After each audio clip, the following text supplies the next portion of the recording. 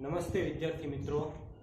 તો આપણે આની પહેલાના લેક્ચરમાં સભ્ય અને શેર હોલ્ડર વચ્ચેનો તફાવત જોયો। ત્યારબાદ છે એ સભ્યપદ કોણ મેળવી શકે, બરોબર, એના વિશે છે આપણે ચર્ચા કરી હતી। તો એની અંદર છે આપણે સૌથી પહેલા તો કે ભાઈ સભ્યપદ કોણ મેળવી શકે એની અંદર છે એક તો પહેલા જીવંત વ્યક્તિ જોયું હતું, બરોબર ને। તો એની અંદર આપણે કીધું હતું કે ભાઈ જીવંત વ્યક્તિ છે એ કંપનીનું સભ્યપદ મેળવી શકે। તો આમ તો કાયદા દ્વારા અસ્તિત્વમાં આવેલી કંપની પણ છે એ પોતાનું સ્વતંત્ર કૃત્રિમ વ્યક્તિત્વ ધરાવે, બરોબર ને। એટલે કાયદા દ્વારા એ પણ એક વ્યક્તિ છે, પણ કંપની છે એ પોતે છે પોતાની જાતે સંચાલન ન કરી શકવાના કારણે છે એની અંદર સભ્યો છે એ નિમવા જરૂરી છે। આ સભ્યો દ્વારા છે એ કંપનીનું સંચાલન કરવામાં આવે છે। તો એની અંદર છે આપણે પહેલા તો જીવંત વ્યક્તિ જોઈતું, ભાઈ જીવંત વ્યક્તિ છે એ કંપનીનું સભ્યપદ મેળવી શકે। તો એની અંદર આપણે એની મર્યાદા પણ જોઈ હતી કે ભાઈ એની અંદર એવું હતું કે ભાઈ કરાર કરવા માટે સમર્થ કોઈ પણ વ્યક્તિ, જીવંત વ્યક્તિ છે કંપનીનું સભ્યપદ મેળવી શકે। કરાર કરવા માટે અસમર્થ વ્યક્તિ હોય તો એ છે કંપનીનું સભ્યપદ મેળવી શકશે નહીં। તો કરાર કરવા માટે અસમર્થ વ્યક્તિઓ છે આપણે આની અંદર છે જોયા છે ભાઈ કરાર કરવા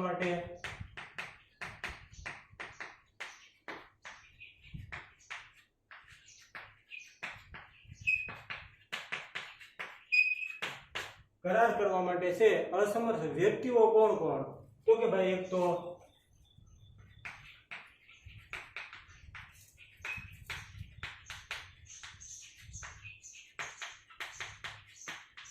અસ્થિર મગજની વ્યક્તિ, બરોબર ને, કે ભાઈ જેનું મગજ છે એ સ્થિર ન હોય એવી વ્યક્તિ। તો અસ્થિર મગજવાળી વ્યક્તિ છે એ કરાર કરવા માટે સમર્થ છે નહીં, કારણ કે પોતાને શું કરવું એ પણ એને બુદ્ધિ ન હોવાથી આ વ્યક્તિ છે એ કંપનીની અંદર કરાર કરી શકે નહીં, બરોબર।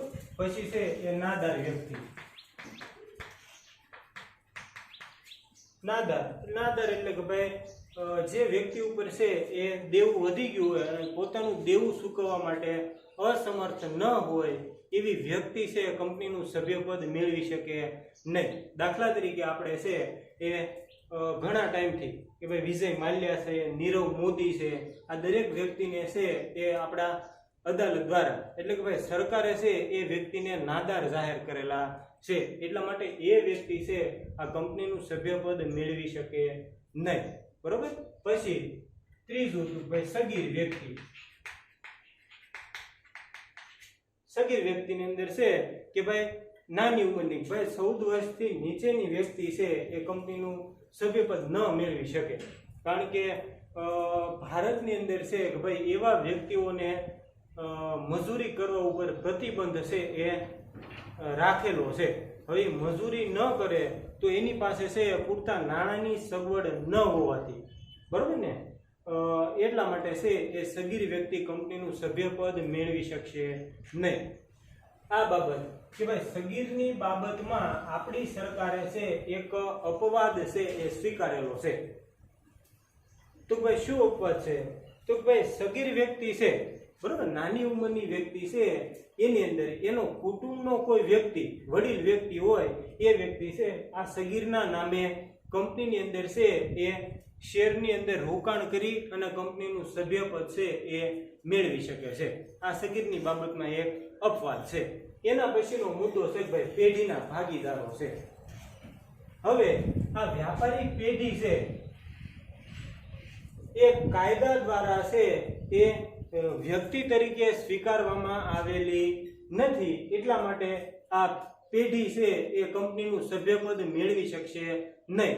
પણ આ જે પેઢીના ભાગીદારો છે, બરોબર ને, એની અંદર ટૂંકમાં જે વ્યક્તિઓ છે એ વ્યક્તિગત રીતે અથવા તો સંયુક્ત રીતે છે એ કંપનીના શેર ખરીદી અને કંપનીનું સભ્યપદ છે એ મેળવી શકે છે, બરોબર।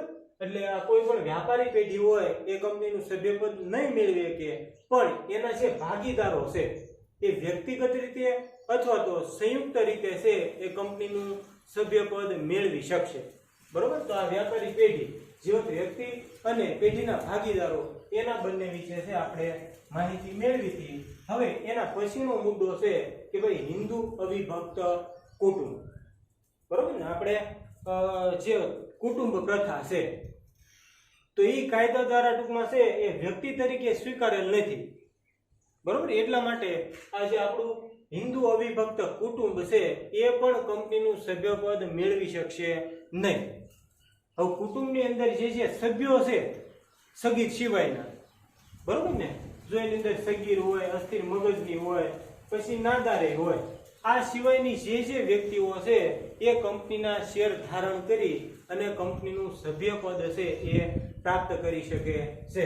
એટલે હિન્દુ અવિભક્ત કુટુંબ પણ છે એ પોતાના નામે કંપનીનું સભ્યપદ મેળવી શકશે નહીં, પણ આ કુટુંબના સભ્યો વ્યક્તિગત અથવા સંયુક્ત રીતે છે એ કંપનીના શેર ધારણ કરી અને કંપનીનું સભ્યપદ છે એ મેળવી શકે છે. બરોબર. એની પછીનો મુદ્દો છે વિદેશી વ્યક્તિ. બરોબર ને. તો આપણે ભારતની અંદર જે કંપનીઓ છે એની અંદર કે ભાઈ વિદેશી કોઈ પણ વ્યક્તિ છે એ એની અંદર રોકાણ કરી અને ભારતની જે કંપનીઓની દરેક કંપની છે એની અંદર વિદેશી વ્યક્તિ છે એ રોકાણ કરી અને વિદેશી વ્યક્તિ છે એ કંપનીનું સભ્યપદ મેળવી શકે છે. જો આની અંદર ટૂંકમાં અપવાદ એક એવો છે કે ભાઈ આ વિદેશી વ્યક્તિ હોય તો એને ટૂંકમાં ભારતની કોઈ પણ કંપની છે તો એની અંદર શેર રોકાણ કરેલું હોય તો હવે દાખલા તરીકે એક વ્યક્તિ છે તો ભાઈ ચીનનો વ્યક્તિ છે, એને છે આપણી ભારતની કોઈ પણ કંપનીની અંદર છે શેરની અંદર રોકાણ કરી અને કંપનીનું સભ્યપદ મેળવેલું છે. તો અત્યારની જે પરિસ્થિતિ ભાઈ ચીન છે તો એની સાથે છે આપણે વિવાદ ચાલે છે, ભાઈ યુદ્ધકાલીન પરિસ્થિતિ છે. બરાબર. તો એવી પરિસ્થિતિ ઊભી થાય તો વ્યક્તિ છે કથિત દુશ્મન દેશની હોય કે આપણે અત્યારે છે ચીન સાથે યુદ્ધ ચાલે છે તો વ્યક્તિ છે ચીનની હોય તો એ વ્યક્તિનું સભ્યપદ છે આપણા સરકાર દ્વારા છે સમાપ્ત કરવામાં આવે છે. કંપની તરફથી એને જે અધિકારો મળેલા છે એ બધા સમાપ્ત કરી દેવામાં આવે છે. જો યુદ્ધકાલીન પરિસ્થિતિ થઈ હોય અને આપણા ભારત દેશની અંદર કટોકટી જાહેર થયેલી હોય. કટોકટી જાહેર થવી એટલે કે ભાઈ દેશનું સંચાલન કરવું અશક્ય બને અને બધા નિર્ણયો છે એ કેન્દ્ર સરકારના હાથમાં હોય જાય તો એને છે એ કટોકટી લાદેલી કહેવાય. આ યુદ્ધકાલીન પરિસ્થિતિ અને કટોકટી ઊભી થાય એવા સમયે છે એ વ્યક્તિ છે એ કથિત દુશ્મન દેશની હોય તો એ વ્યક્તિનું સભ્યપદ છે એ સમાપ્ત કરી દેવામાં આવે છે. બરોબર ને. જો આની અંદરથી છે તો 1 માર્ક અથવા તો 2 માર્કનો પ્રશ્ન છે પૂછાઈ શકે છે કે ભાઈ વિદેશી વ્યક્તિનું સભ્યપદ છે ક્યારે સમાપ્ત છે કરવામાં આવે છે. તો એની અંદર એવું આવશે કે ભાઈ યુદ્ધકાલીન પરિસ્થિતિ અને કટોકટી જાહેર થાય અને વ્યક્તિ છે એ કથિત દુશ્મન દેશની હોય ત્યારે વ્યક્તિનું સભ્યપદ એટલે કે ભાઈ વિદેશી વ્યક્તિનું સભ્યપદ છે એ સરકાર દ્વારા સમાપ્ત છે એ કરવામાં આવે છે. બરોબર. તો આ વિદેશી વ્યક્તિ છે ભાઈ વિદેશી વ્યક્તિ છે એ ભારતની અંદર કોઈ પણ કંપનીની અંદર શેર રોકાણ કરી અને ભારતની અંદર છે સભ્યપદ પ્રાપ્ત કરી શકે છે, પણ યુદ્ધકાલીન પરિસ્થિતિ કે કટોકટી જાહેર થાય ત્યારે સરકાર દ્વારા છે એ વ્યક્તિનું સભ્યપદ સમાપ્ત કરી દેવામાં આવે છે. તો આ છે વિદેશી વ્યક્તિ છે. પછી સંયુક્ત શેર ધરાવનાર.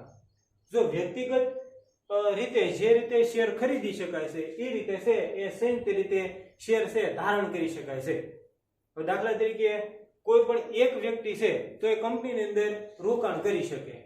હવે એક વ્યક્તિ પાસે નાણાંની સગવડ ઓછી છે અને શેરની અંદર રોકાણ કરવું છે તો એ સંયુક્ત રીતે 2 વ્યક્તિ મળીને 3 વ્યક્તિ મળીને અને કોઈ પણ કંપનીના શેર ધારણ કરી અને સંયુક્ત રીતે છે એ કંપનીની અંદર સભ્યપદ છે એ મેળવી શકે છે. જવાબદારી બેની હરખી જ ઊભી થાય કે ભાઈ શેર ઉપર છે એ ખોટ ગઈ તો ત્રણેયના ભાગે છે એ સરખી ખોટ આવે. પછી નફો થયો હોય અને ડિવિડન્ડની વહેંચણી કરવી હોય. બરોબર ને. તો ડિવિડન્ડ એ બધાને સરખું જ આવશે, પણ વહીવટી સરળતા ખાતર જે વ્યક્તિનું નામ છે એ સભ્યપત્રકની અંદર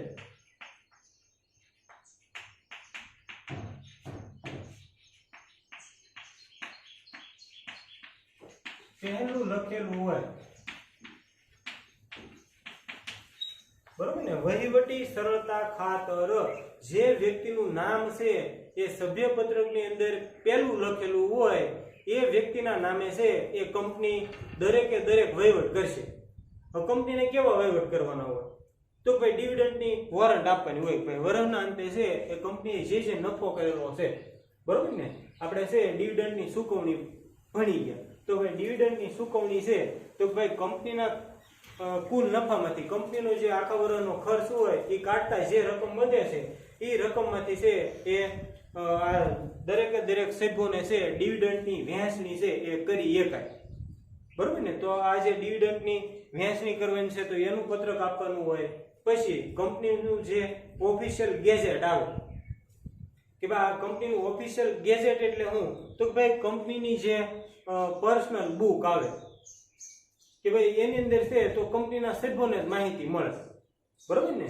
વિજ્ઞાપન પત્ર દ્વારા છે જાહેર જનતાને આમંત્રણ આપી શકાય, પણ આ જે કંપનીનું ઓફિશિયલ ગેઝેટ છે ભાઈ કંપનીની કોઈ પણ માહિતી હોય તો એનું જે ઓફિશિયલ ગેઝેટ છે તો એની અંદર માહિતી લખી અને એના સભ્યોને છે ખાલી આપવાનું હોય, બીજા કોઈ વ્યક્તિને જણાવવાનું હોય નહીં. તો આ ઓફિશિયલ ગેઝેટની અંદર કોઈ પણ માહિતી લખીને મોકલવી હોય તો એના સભ્યોને છે એ મોકલવી પડે. તો આ વહીવટી સરળતા ખાતર સંયુક્ત શેર ધરાવનાર વ્યક્તિ છે એની અંદર જેનું નામ પહેલું હોય તો આ પેલું નામ ધરાવનાર વ્યક્તિના નામે છે બધા વ્યવહારો છે કરવામાં આવે છે. કોઈ પણ સૂચના દેવી હોય સભ્યોને તો આની અંદર જેનું પેલું નામ લખેલું હોય એના સરનામે છે બધા પત્ર વ્યવહારો છે કરવામાં આવે છે. એના પછીનો મુદ્દો છે તો ભાઈ કંપની, બરોબર ને. હા, કંપની. તો ભાઈ કંપનીની અંદર પણ એવું જ છે કે ભાઈ કંપની છે એ કાયદા દ્વારા અસ્તિત્વમાં આવેલી સ્વતંત્ર વ્યક્તિત્વ ધરાવે છે. એટલા માટે એક કંપની છે એ બીજી કંપનીનું સભ્યપદ છે એ મેળવી શકે, પણ એની અંદર ટૂંકમાં છે કંપનીનું જે નિયમન પત્ર